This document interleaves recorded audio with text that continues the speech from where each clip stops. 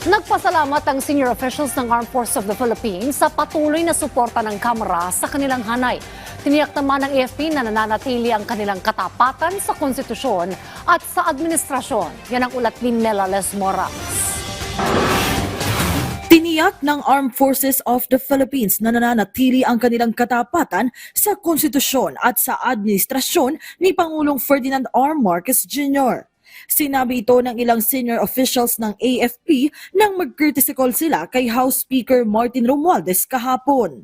On behalf of our Chief of Staff, the Armed Forces of the Philippines will always remain to be loyal to our Constitution. Sa kanilang pulong, nangako si Speaker Romualdez ng buong suporta ng Kamara sa AFP Modernization Program. Muli rin niyang iginiit ang kanyang proposal na itaas sa hindi bababa sa 350 pesos ang daily subsistence allowance ng mga sundalo. Alinsunod na rin sa hangarin ni Pangulong Marcos na mas mapagbuti pa ang estado ng buhay ng mga uniform personnel.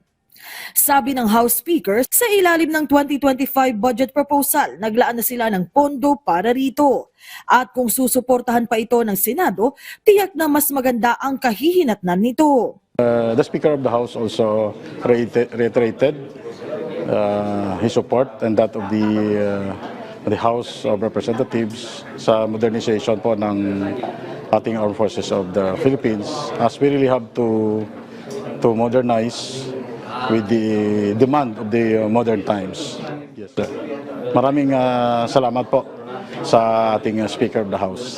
Samantala, sa pahayag ni AFP Intelligence Commander Lieutenant General Ferdinand Barandon sa kanyang pagharap sa Commission on Appointments, tiniyak din ito na walang dapat ikabahala sa kanilang hanay. Meron ba kaming dapat ikatakot kapag merong, for example, impeachment cases sa palagay natin sa second highest ranking official? The Philippines and members of the Armed Forces of the Philippines are professionals and mission-oriented, and we will abide by the duly constituted authorities, and we will follow the chain of command, sir. Melales Moras para sa Pambansang TV sa Bagong Pilipinas.